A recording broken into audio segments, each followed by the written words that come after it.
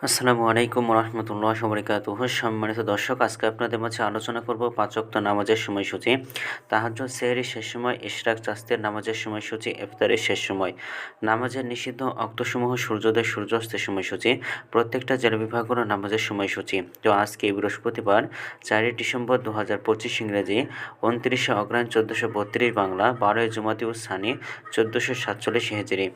ঢাকার মধ্যে পার্শ্ববর্তী এলাকার নামাজের সময়সূচিগুলো তুলে ধরবো। তারপরে অন্যান্য জেলা বিভাগগুলোর নামাজের সময়সূচি তুলে ধরবো। যেখানে ভিডিও দিচ্ছেন কমেন্ট করে জানাবেন।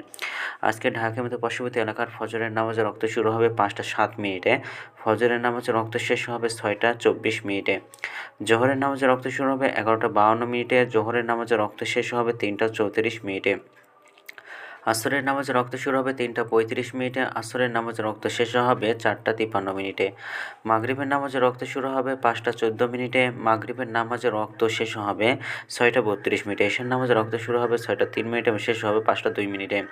আজকে ঢাকা মধ্যে পার্শ্ববর্তী এলাকার সেহরির শেষ সময় হলো ৫টা ১ মিনিটে। আর আজকের ইফতারের সময় সন্ধ্যা ৫টা ১৪ মিনিটে।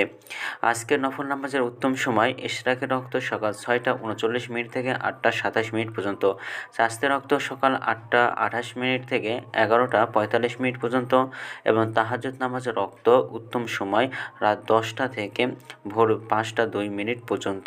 নামাজের নিষিদ্ধ অক্ত হলো ৩টার সময়, সকালে ৬টা ২৫ থেকে ৬টা ৩৮ পর্যন্ত, দুপুরে ১১টা ৪৬ মিনিট থেকে ১১টা ৫১ মিনিট পর্যন্ত এবং সন্ধ্যায় ৪টা ৫৪ মিনিট থেকে ৫টা ১০ মিনিট পর্যন্ত।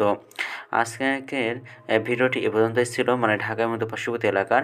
এখন আলোচনা করব বিভাগীয় শহরের জন্য উল্লিখিত সময়ের সঙ্গে।